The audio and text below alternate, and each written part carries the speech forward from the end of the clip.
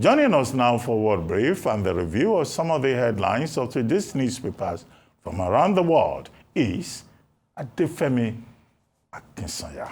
Good morning. Good morning, Dr. Ruben. Good morning. Good morning, Niman Fellow. Thank you. Niman Fellow. My fellow. How are you doing? The two fellows at the desk. Good morning, Rufai. How are you doing? Good morning. Had a good weekend? Me, I just want to be fellow and fellow with you know what. I know. I knew that would happen. Fellows. I'm fellowshipping with fellows. So hopefully, Don't worry, appreciate we'll it. produce more fellows from this establishment. Of course. Because you guys are the best. Fellow. Aren't you all? All right, fellow. well, let me tell you what is happening around the world. Now, search and rescue efforts are ongoing across the central region of the United States, state of Texas, following mass flooding that has killed at least 82 people. 28 of the dead are children, and 41 people are still missing. Among the missing are also 11 girls who were enjoying activities at Camp Mystic, which is a Christian all-girls summer camp, which has been in operation for nearly a century. They were there when the water swept through the grounds. One of the camp directors did die trying to save the girls.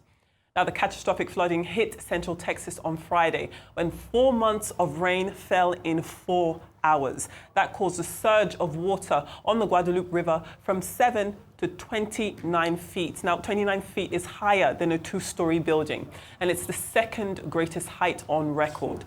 Those waters caused widespread damage and washed out roads completely. Meteorologists have warned, they did warn that heavy rain was coming, but there was little indication of just how severe the flooding will be. Now, the thousands of people scrambling for safety have sparked fresh scrutiny of the Trump administration and its cuts to the National Weather Service. Now, the body had extended flood warnings throughout Texas as more rain is expected to fall. Well, Nigerian President Bola Ahmed Tinubu has called for fair and equitable global development in the areas of governance, health, and finance systems at the 2025 BRICS summit taking place in Rio de Janeiro, Brazil. The president led a delegation to the summit, which included the Minister of Foreign Affairs, Yusuf Tugar, as well as governors of Lagos, Ogun, Benue, Niger State, as well as Delta State. Nigeria became a BRICS partner country in January, joining countries such as Uganda and Cuba. Now, partners are more senior than guests, but they are not considered to be BRICS members.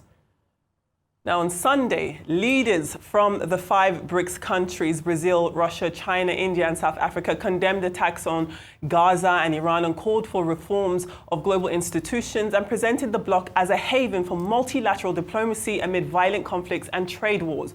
BRICS, which accounts for more than half of the world's population, is an alliance designed to boost member nations' standing on the international stage in order to challenge the United States and Western Europe. Now, Russia and Chinese leaders Vladimir Putin, Xi Jinping were not in attendance. And as the meetings end later today, US President Donald Trump has threatened to slap an extra 10% tariffs on countries that choose to trade with BRICS countries. To the Middle East now, and the latest round of indirect ceasefire talks between Israel and Hamas have ended without a breakthrough. The negotiations took place in 2 separate buildings in the Qatari capital, Doha, and lasted for more than 3 hours. Now, Qatari and Egyptian mediators were present, and conversations are expected to resume today. Meanwhile, Israeli Prime Minister Benjamin Netanyahu will meet US President Donald Trump at the White House today. Netanyahu says that he thinks his meeting with the US President should help progress efforts to reach a deal for the release of more hostages and a ceasefire in Gaza. Hamas, they say that they want the same conditions they had previously agreed on, which is a guarantee of an end to all hostilities and the end of any truce, and as well as the withdrawal of Israeli troops back to pre-arranged areas. And finally, Erin Patterson. She's the Australian woman accused of killing 3 relatives with a meal of death cap mushrooms baked in a beef Wellington lunch. She's just been found guilty of 3 counts of murder and 1 count of attempted murder of the lone survivor. Now, a 12-member jury reached a verdict after 6 days of deliberation following a 10-week trial in the tiny town, which is about an hour's drive from Victoria, which is where Miss Patterson's home is, and that's where the lethal lunch was served. Back in July 2023, Patterson was accused of deliberately poisoning the lunch with these mushrooms, which are a highly toxic fungi. And she picked these after seeing the location of where they were planted or where they were growing on a public website. Now, the victims were her former parents-in-law and the sister of her former mother-in-law, as well as her husband, who was their local pastor. He actually survived after a weeks-long stay in hospital. Those are your stories. Love to hear your thoughts before we move on to the papers. Okay, so you see, when we say leadership matters, a lot of people think we're joking. Not at all. And the shame is on America today, because there is nothing Trump is doing today that he didn't tell the American people. But a lot of them, Hispanics love Trump.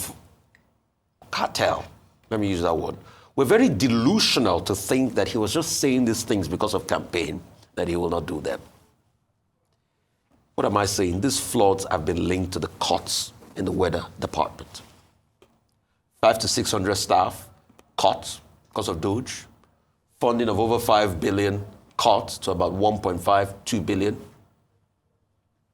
No manpower. So they gave a faulty report, a report that did not adequately state the measurement of rain that was coming.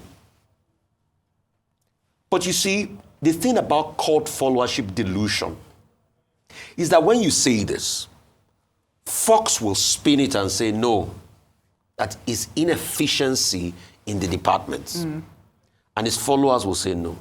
So that's why sometimes it's a losing battle where you try to be realistic and reasonable with people that are following a cult followership delusion. To put a finger on it, Hillary was not necessarily right to have come out openly to say it. But there is a level of deplorable thinking that goes on with cult followership. I can take you back to the Soviet Union and hear what the likes of Joseph Stalin said about cult followership, and even Adolf Hitler, how they enunciated the approach of cult followership with the Nazi Party of Germany. Second point I'm going to make. As regards Israel, also that's why leadership matters. Yesterday, I was trying to catch sleep in the afternoon, and I was watching a documentary about Yitzhak Rabin. We have leaders like Yitzhak Rabin that sought the path of peace. But now we have a leader, because he wants to stay tight in power, Netanyahu. He has sought the path of destruction for people of Gaza. Right. This peace deal, as far as I'm concerned, is a scam. All they want is to release those hostages so that Netanyahu can go back to his bombardment. He still bombarded them as a couple of weeks ago, even a couple of days ago. Well, over the weekend. Over the weekend, he still bombarded them. So that's what he wants to do. But you see, the sad thing is the world will watch on. As regards BRICS, very quickly, it's a good one. Now Nigeria is having relations, and President Tinubu spoke well. We have to develop on those timelines and all of that. Yes, half of the world's population. But what you should also understand is, in a continent where America reigns supreme and Trump has challenged them with his 10% tariff, you also have to be able to play your cards right in terms of your stabilizing force. But the most important thing I must have to say, I'm happy about this BRICS. Nigeria does need BRICS. Yeah. You need to be able to counterbalance influences around the world. Thank you, Rufai. That's my case. All right. Very unfortunate what we saw taking place in Texas over the weekend, and it reminded me of there were some other pretty severe floods that took place in Texas. I think it was around 2018, 2019, if you remember, because I remember during that period there were actually a lot of Nigerian Americans, who are resident in Texas, who lost a lot of property, a lot of businesses, and one just asks themselves, how do we move forward from this? Because we're seeing the ills of climate change getting worse and worse. And unfortunately, globally, we seem to see the reaction from governments slowing in all parts of the world. Very sad, especially those young girls who are in the Christian camp. Yes. So, my condolences to them, and let's continue to watch how that develops. But I'll focus on BRICS this morning, because BRICS is something very close to my heart. I think it's an organization that is timely. I think it's an organization that has huge potential to cause development and to move the global south forward. Right. Now, some of the major conversations continued from the last summit that was hosted in Russia by Vladimir Putin, especially the conversation around migrating from the US dollar and, looking for a way to have a global payment system that doesn't rely on the US dollar. And of course, that's the conversation that Donald Trump would naturally react to and react in the way that he feels is appropriate with the threat of more tariffs. Yes. Of course, tariffs were also a big conversation at the BRICS summit yesterday. But for me, the takeaway was, I think it's important for BRICS to reinforce the fact that it is a non-West organization and not an anti-West organization. Right. Meaning that it's an organization that's not being created to fight, to try and fight the powers that be, but it's an organization that has realized that we are shortchanged. I watched the speech by President Lula da Silva yesterday, and he was saying that if we do not take care, the global South is going to be worse off at the end of the 21st century than we were when we stepped into the 20th century. The Rio de Janeiro Declaration was also shared yesterday. That included condemning all violence, unconditional ceasefire in Gaza, a general consensus that what's happening in Gaza is genocide and it needs to be stopped. But the question is, where do we go beyond that? We know that Iran is also a member state of BRICS, so there was also condemnation of the attacks that took place on Iran. So good to see the Global South standing as a bloc, but I want to see more momentum because we haven't seen much development from the last conversation we saw with Vladimir Putin in Russia to what we're seeing now in Rio de Janeiro. Thank you, Vimba. Okay, I intend to run through the three topics very quickly. Now, with regard to BRICS, BRICS has 10 strategic partners. 5 of them started at BRICS, okay? Brazil, India, Russia, China, South Africa. Yes. Now, so they acquired more people, Iran, United Arab Emirates. Then they have 10 strategic partners that they identified last year, including Nigeria, Belarus, and Uganda, and other countries, Cuba, I think, and so on. So I think it's very significant that our president, as the chief foreign policy officer of Nigeria, attended that event. I think it's also good optics for Nigeria to the extent that Nigeria has been collaborating with Brazil in the area of agriculture. And, that again provides the Nigerian president both at the level of multilateralism and also of bilateral relations to relate with Brazil and also the BRICS platform. The BRICS platform is about multilateralism. It's about offering an alternative. Since its creation in 1999, I think, it's been saying, look, the dollar cannot dominate. They are also trying to create an alternative financial system. However, this year, Xi Jinping, the president of China, did not attend. It was Li Qiang, the prime minister, that represented them. Russia's Vladimir Putin also could not be there, having been barred by the International Criminal Court and Brazil being a signatory to the Rome Statute. Brazil will have been under obligation to arrest him. However, the meeting went well. They had issues about climate change, artificial intelligence, and issues also about tariffs. Agreed. And the statement that they issued on July 6th, they made a point very clearly that they are opposed to the unilateral imposition of reciprocal tariffs, on the basis of which President Trump now says, okay, all those BRICS related countries, they are going to get additional 10% tariffs. So that's the state of play with regard to this. But it's also interesting to see that there are other groups within the ecosystem, global ecosystem, offering an alternative. With regard to the meetings in Qatar and being mediated by Qatar and Egypt, very quick points. We have made the point repeatedly that whether the meeting between Israel and Hamas continues today or not, both of them have taken fossilized positions. Israel is saying it is insisting on 3 missions. What are these 3 missions? It wants the release of the hostages. 2, is saying that Hamas should leave Gaza and that they must completely demobilize. And is saying, number 3, that a ceasefire agreement is what they are insisting upon. Now, Hamas is saying, no, you cannot take us away from our homeland. And that the release of the hostages, yes, even if we agree to that, there must be complete disarmament and complete withdrawal of Israel. So even the meeting that they are holding today, I don't think anything will come out of it. Because the team from Israel does not even have the authority to take any decisions. Now, Netanyahu is meeting with President Trump today.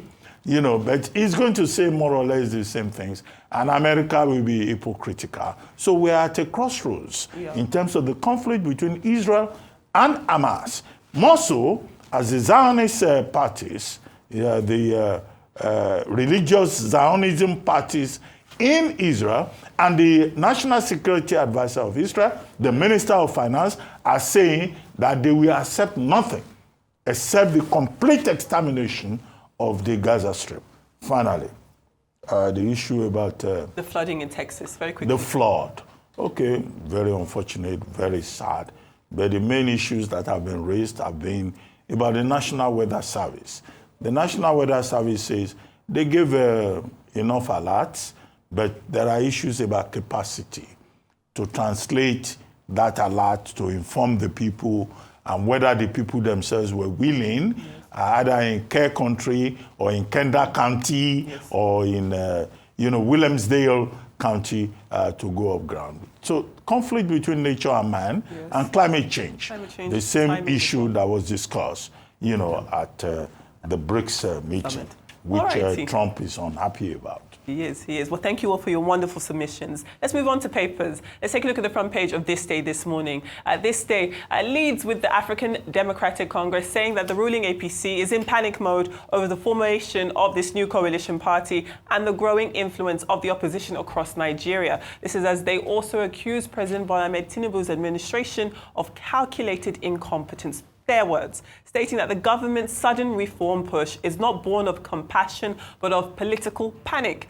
This Day also reports on the World Bank ranking Nigeria's economy as lower middle income below other African countries such as Libya and Gabon. In a similar vein, the Daily Independent leads with experts warning of deeper hardship despite optimism from the International Monetary Fund on Nigeria. Fiscal discipline without pushing millions into poverty has been called for. Still on the topic of the ADC, the Vanguard reports on the coalition launching its takeover of PDP structures across northern states. Let's take a look at the New Telegraph. It leads with President Tinubu ordering the military to confront terrorists and bandits while reaffirming his commitment to the welfare of the armed forces. The New Telegraph also reports on the 3 naval officers, 2 youth corpers and 31 others who were killed in a series of accidents over the weekend. One was a boat accident, another a car crash, and then a series of attacks over the weekend. Just terrible stuff there. And then the Punch is talking domestic debt. That says 10 states borrow a total of 417 billion naira. That accounts for 34% of subnational debt, despite higher allocations. And the top debtors are Rivers and Taraba states. The Guardian leads with news of oil theft easing despite $25.7 billion worth of losses across 23 years. That's as operators turn to barges. There's also news of the Senate awaiting a certified true copy of suspended Senator Natasha Akpoti-Uduaghan's reinstatement order. Those are your papers. I'm not sure any paper picked it up, but today, 27 years ago, that's the 7th of July, 1998, MKO Abiola died. The man has died, and the man has been gone for a while now. His farewell to poverty ideology, the things he wanted to do for his country, all he thought about. The question we should ask is, has Nigeria said farewell to poverty many years after? That's the question. The life of people become better many years after? The questions to ask. Is this how we celebrate our heroes? After June 12th, the day he passed, check in the papers. Check. I might be wrong. Check if any national daily remember today. Check. I might be wrong on this. All right. Very quickly, I'll touch on the state indebtedness? Because I think it's a conversation we touched on briefly last week, where we were saying that as much as some states are doing fantastically well with regards to being able to correct some of the legacy debt thanks to the increase in FAC allocations, you have some who have incurred over 100% of debt in the past year or so. Rivers State baffles me because I want to understand who is taking this debt when the sitting governor is currently excused from office. The same 24 billion stays for CCTV, right? It's the same state that spent 24 That same one. That same Rivers State. You don't know why they're taking same debt. Rivers State. So I just wish more people can take the example of like a Jigawa, who are doing fantastically well with managing their debt. Dr. Bati. Okay, when President MKO Abiola died, if we may use that expression, he having been recognized as the validly, legitimately, elected winner of the June 12, 1993 election, Nigeria was thrown into mourning because nobody expected that he would die in the custody of General Abdulsalami Abubakar, who was taken over by 1998 July.